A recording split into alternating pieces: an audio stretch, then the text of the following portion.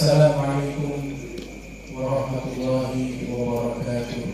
Waalaikumsalam warahmatullahi wabarakatuh. Alhamdulillah rabbil alamin, wassalatu wassalamu ala asyrafil mursalin sayyidina wa nabiyyina Muhammadin wa ala alihi wa sahbihi ajma'in. Wa la hawla wa la quwwata illa billahil aliyyil azim. Rabbi shrah li sadri wa yassir li amri wahlul 'uqdatam min lisani yafqahu qawli. Subhanaka la ilma lana illa ma 'allamtana innaka antal alimul hakim. Amma ba'd. Alhamdulillah, segala puja dan puji syukur kehadirat Allah Subhanahu wa taala yang mana pada malam hari ini yang penuh dengan keberkahan ini Allah masih terus berikan kita semuanya kesempatan untuk bisa menghadirinya. Semoga acara kita ini mendapatkan keridhaan dari Allah Subhanahu wa taala. Selawat besertakan salam tidak lupa kita haturkan kepada junjungan kita Nabi besar Muhammad sallallahu alaihi wasallam beserta para keluarganya, para keturunannya, para ulamanya dan semua umat yang selalu senantiasa beristiqomah dalam memegang sunnahnya ila yaumil qiyamah. Amin ya rabbal alamin. Alhamdulillah, tentunya pertama-tama saya memberikan salam penghormatan tentunya yang pertama kepada Nyai Famduliah yang barusan beliau memberikan penghargaan kepada santriwati-santriwatinya. Kita doakan Ibu Nyai semoga panjang umurnya, Allah mudahkan urusannya, dan Allah jauhkan dari segala macam fitnah dan mara bahayanya. Amin ya rabbal alamin. Dan salam penghormatan saya juga tujukan kepada Gus Muhammad Al-Kyari Ibn Al-Kyari. Tadi malam saya sudah ketemu sama beliau di Pondok Hasan Jufri, asuhan daripada Gus Faid wa akhuhu Kiai Umam. Itu sudah berbincang luar biasa perjalanan singkat bagaimana almarhum al-maghfurlah Kiai Abdullah Faqih, dan ternyata sanad ilmu beliau juga nyambung kepada Abu Yasir Muhammad bin Ali Al-Maliki Al-Hasani, yang mana tempat kami belajar pesantren Darullah wa Da'wah ditaksis, di antara pentaksisnya adalah Abu Yasir Muhammad bin Ali Al-Maliki. Maka itu semoga Gus Muhammad bisa terus diberikan oleh Allah keistiqomahan sehingga bisa terus menerus untuk meneruskan langkah perjuangan daripada ayahandanya yang begitu mulia. Dan semoga kita doakan Gus Muhammad dijauhkan dari segala macam fitnah dan mara bahayanya, diberikan ketabahan, dimenangkan dalam perjuangannya.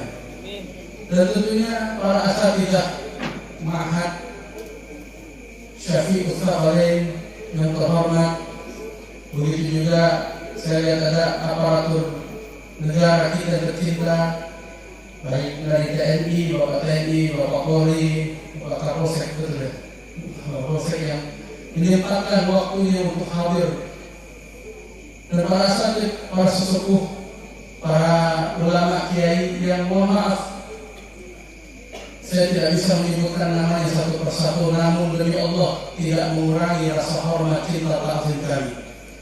Semoga Allah jaga para ulama kita, semoga Allah mudahkan urusan mereka. Dan tentunya salam penghormatan berikutnya kepada Gus Faid dan saudara saya Habib Zaki Al-Haddad, yang sudah beberapa hari ini saya dan Habib Zaki luar biasa bersama Gus Faid. Itu beberapa hari ini merepoti Gus Faid, Dan alhamdulillah berkat beliau bisa ketemu sama Syafi'i Fadhalain, ketemu dengan orang-orang mulia yang berjuang dengan pesantren-pesantrennya. Berikutnya juga saya menghormati, memberikan salam penghormatan kepada semua para santri, baik santriwan, santri yang namanya Wawan, sampai santriwati yang namanya Wati. Yang tidak bisa tentunya saya sebutkan namanya satu persatu, karena yang nggak tahu namanya. Semoga santriwan, santriwati yang belajar di Pondok Syafi'i Fadhalain tidaklah keluar dari pondok ini kecuali dijadikan sebagai orang-orang yang saleh dan salehah, yang bisa meneruskan dakwah Nabi kita Muhammad sallallahu alaihi wasallam. Bapak Ibu sekalian, Al-Fakir ini baru pertama kali ini datang ke Pulau Bawean. Luar biasa, begitu kita sampai, kita melihat begitu aslinya, begitu tenangnya, begitu rapihnya, bersihnya. Tapi ternyata katanya orang Bawean suka makan teman. Pas saya dikasih suguhan, nama makanannya apa nih? Konco-konco. Oh, konco itu makanan. Di kata Gus Faid ini dibikin dari ikan, gitu. Bukan dari teman. Ini bercanda doang ya. Tapi enak, Masya Allah. Kita udah nyobain semuanya, Masya Allah. Semoga Allah jaga ini negeri, Allah jaga ini pulau dari segala macam orang-orang yang mungkin punya niat buruk dengan pulau ini. Amin ya rabbal alamin. Alhamdulillah, pada kesempatan hari ini kita sama-sama hadir memperingati daripada Isra Mi'raj Nabi kita Muhammad sallallahu alaihi wasallam. Yang mana Isra Mi'raj adalah sebuah peristiwa yang sangat agung, yang sangat luar biasa, yang kalau kita baca, kalau kita perhatikan, memang Isra Mi'raj ini nggak bisa diterima dengan akal. Logika kita nggak sampai untuk bisa memahami peristiwa sebesar Isra Mi'raj. Bagaimana mungkin dari Masjidil Haram ke Masjidil Aqsa sampai ke Sidratul Muntaha, terus kembali lagi sampai ke Mekah, itu Nabi lakukan tidak kurang dari semalaman saja. Sedangkan di saat itu perjalanan ke Aqsa dari Masjidil Haram memakan waktu 1 bulan perginya, pulangnya sebulan. Berarti untuk di perjalanan saja butuh waktu 2 bulan. Jangankan ke Aqsa, jarak Mekah dengan Madinah saja itu 450 km. Ini jauh sekali. 450 km. Apalagi ke Palestina. Dan Nabi lakukan itu hanya waktu semalaman. Sehingga orang-orang kafir Quraisy, Abu Jahal, Abu Lahab, semua yang berkumpul yang memusuhi Nabi kita Muhammad, itu ketika mendengar kabar, mereka seperti mendapatkan kesempatan untuk menyerang Nabi kita Muhammad SAW. Ini kesempatan yang paling besar untuk kita bisa bongkar kebohongannya Muhammad, kata mereka. Mereka merasa cerita Nabi ini betul-betul nggak masuk di akal. Tapi Syekh Muhammad Sa'id Ramadan Al-Buti dalam kitab sirahnya menceritakan bahwasanya itu Abu Jahal sampai nyari orang, mencari orang Arab yang pernah melakukan perjalanan ke Masjidil Aqsa. Tapi perjalanannya bukan seperti Nabi yang hanya dalam semalaman, yang betul-betul berjalan, punya kendaraan, ditempuh dengan jarak yang begitu jauh. Pernahlah ke Aqsa. Ketemulah satu orang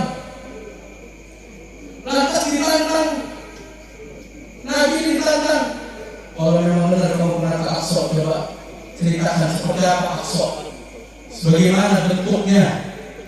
Maka Nabi SAW menceritakan dari mulai bentuk bangunannya, modelnya, warnanya, tangganya di mana dan lain sebagainya secara terperinci detail Nabi ceritakan. Dan orang yang pernah ke Aqsa itu mengatakan, sungguh apa yang dikatakan Muhammad sama persis dengan yang aku lihat. Abu Jahal saat itu masih merasa di atas angin. Dia datangi Abu Bakar Siddiq radhiyallahu anhu, berusaha untuk dibujuk. Wahai Abu Bakar,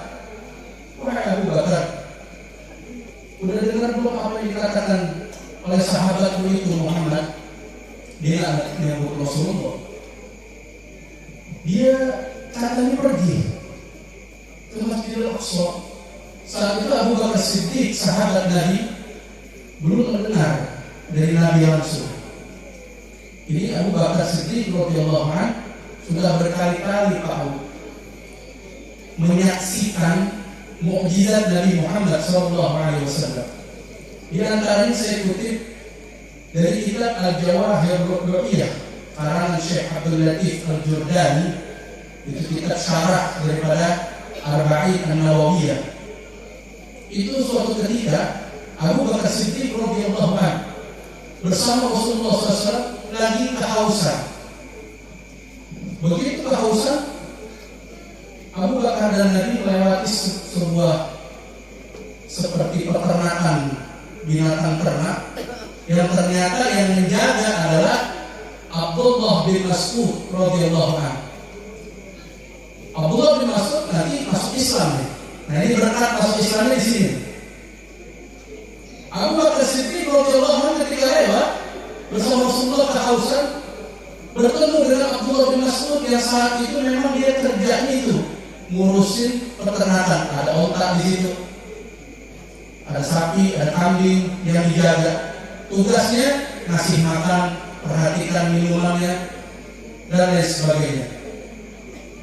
Dan yang punya adalah Uqbah bin Abi Mu'ayyid, salah satu tokoh orang kafir Quraisy yang juga satu geng dengan Abu Jahal. Saat itu Abu Bakar Siddiq minta sama Abdullah bin Mas'ud, ya gulam, wahai budak, ada sesuatu yang boleh kita minta? Susu daripada binatang ternak ini yang boleh kita minta supaya menghilangkan dahaga kita. Maka kata Abdullah bin Mas'ud, ada, tapi saya nggak punya kuasa untuk memberikan kepada orang, apalagi menjual. Karena tugas saya hanya sebatas untuk menjaga saja. Maka Abu Bakar Siddiq mengatakan, baiklah kalau begitu. Kata sahabatku ini, tolong keluarkan satu unta. Kalau bahasa kita, unta yang masih perawan.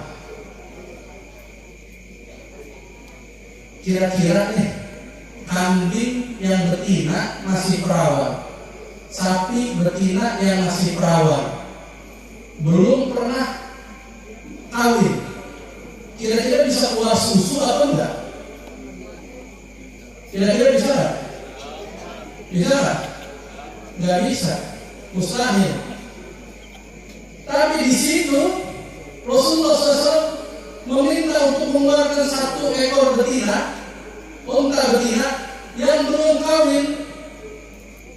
Tiba-tiba Rasulullah mengelus bagian bawah perutnya, tiba-tiba keluar susu sampai Abu Bakar Siddiq radhiyallahu anhu mengambil ember, mengisinya sampai ember itu penuh. Abu Bakar minum, Nabi minum sampai hilang dahaganya.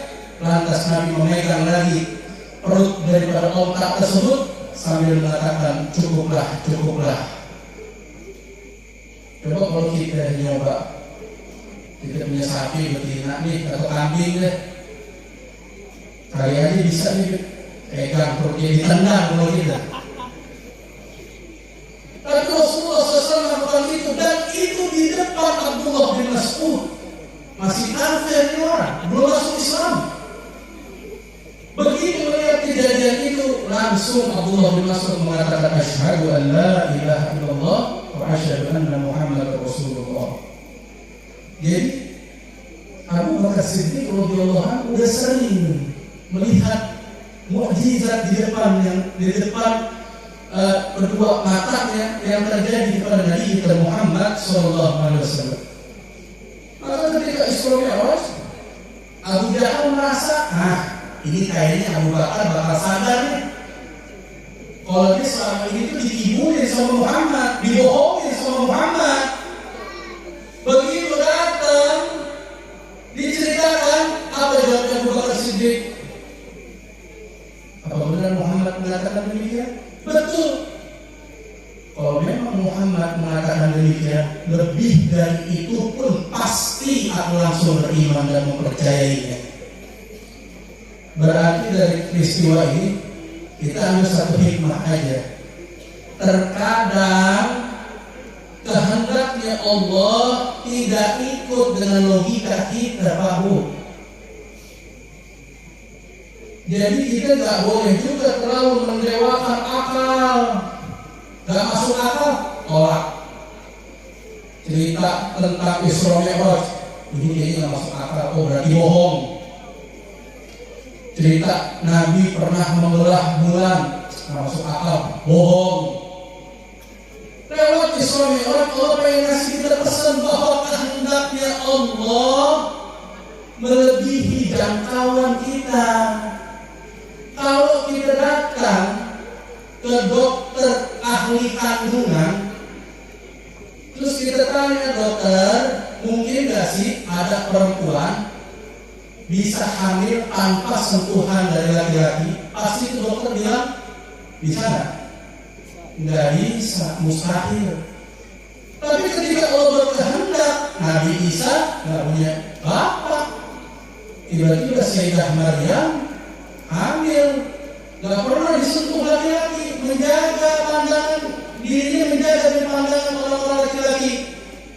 Tapi Allah kehendaki Sayyidah Maryam hamil, punya anak, dan anaknya diangkat menjadi Nabi, Nabi Isa alaihissalam. Idza arada syai'an an yaqula lahu kun fayakun. Kalau Allah sudah berkehendak, Pak, Allah sudah berkehendak, Bu, maka Allah katakan jadi, maka jadilah. Walaupun tidak masuk akal.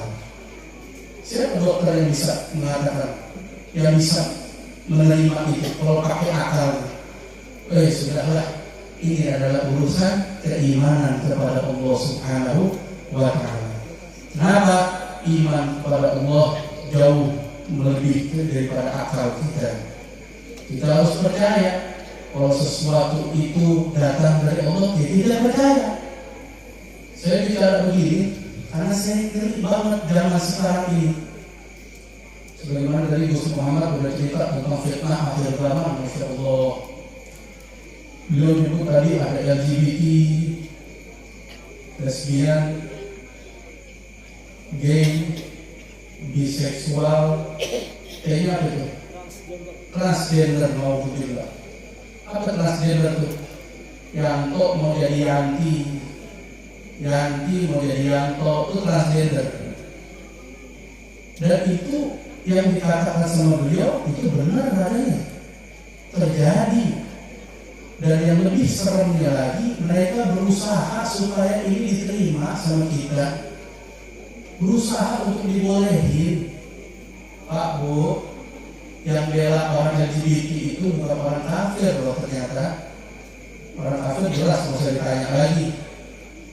Tapi orang kita ini, orang Indonesia, ada juga ada orang yang pakai peci, ngomong sembarangan di televisi, mengaku dia sebagai dai, ustaz atau apalah, tiba-tiba mengatakan gay itu boleh.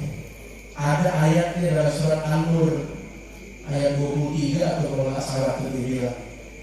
Pas kita cek ayatnya, ulil irbati minar rijal. Terjemahannya, laki-laki yang nggak punya syahwat sama perempuan. Hanya dengan satu terjemahan gitu, dia bisa menghukumi bahwasanya LGBT halal. Ini ayatnya. Dia sampaikan itu di TV, Pak, Bu. Di depan dia ada majelis ulama, berani ngomong gitu, berani bicara seperti itu. Dia fitnah Quran, seakan Quran boleh nih. Maka itu naudzubillah kendali dengan adanya pesantren ini.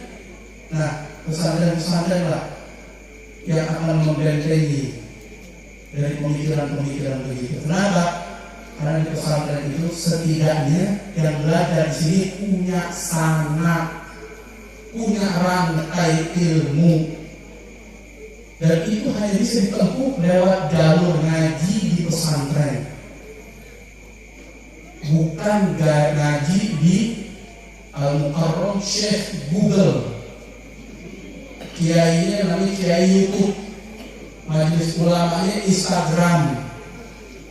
Sekarang ini soal kita lihat di internet, di media sosial, maaf, orang yang nggak ngerti agama berani bicara tentang agama, nggak ngerti syariat berani komentari ulama. Baru tobat hari Senin, belajarnya hari Selasa, hari Rabu nyalahin ulama. Innalillahi wa inna ilaihi raji'un. Ini terjadi nggak? Terjadi. Orang yang nggak jelas asal usulnya, nggak jelas belajar di mana, sanatnya kepada siapa, tapi berani mengkritik kiai fulan, dengar cerita yang nggak masuk akal, khurafat, bohong dan lain sebagainya. Dia tahu karomah itu sesuatu yang nggak masuk akal, memang nggak boleh sembarang diceritain, bener. Gak boleh sembarang kita ceritain tentang karomah begini di depan orang banyak. Kenapa? Takut orang ada yang gak paham, hanya ngebagi dengan akal, akhirnya dia mengatakan, bohong itu, hati-hati, takut kualat. Tapi kita ini harus sunnah, harus percaya.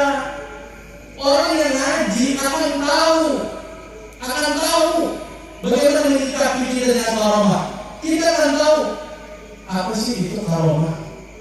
Di kitab yang umumnya dibaca di pesantren, Karang Thahir Al-Jazairi, Al-Allamah Thahir Al-Jazairi, Jawahirul Kalamiyah, ini umum dibaca nih. Kitab Tauhid itu di bab akhir itu dijelaskan oleh beliau. Apa sih karomah itu? Karomah itu adalah amrun khariqun lil 'adati yadhhar ala yadil wali. Karomah itu amrun, perkara, khariqun lil 'adah, yang terjadi di luar kebiasaan. Jadi memang karomah itu luar biasa. Andai saya dikasih nasi sama ayam goreng sama sambal sama kerupuk, terus saya akan habisin selama 10 menit. Itu karomah bukan kira-kira? Bukan. Di sini mungkin ada yang bisa 5 menit selesai, mungkin ada yang 2 menit selesai, ada. Tapi yang namanya karomah ini pasti luar biasa. Khariqul adah.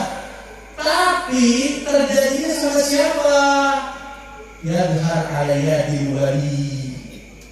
Itu hanya terjadi kepada sang waliullah.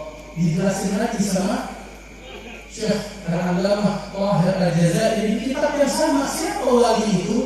Al-wali al-arif billah, orang yang kenal, arif kepada Allah.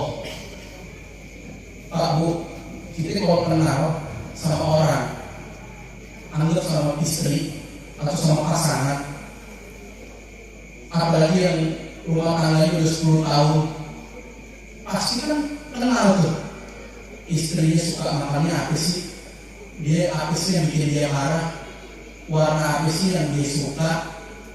Kita kenal tuh. Ada nggak sih alerginya? Ada nggak sih dia alergi sama makanan tertentu? Ada nggak sih hal-hal yang sekiranya pasti kita sebagai suaminya, sebagai pasangannya akan tahu. Nah, alif billah tahu apa sih yang bikin Allah nggak suka.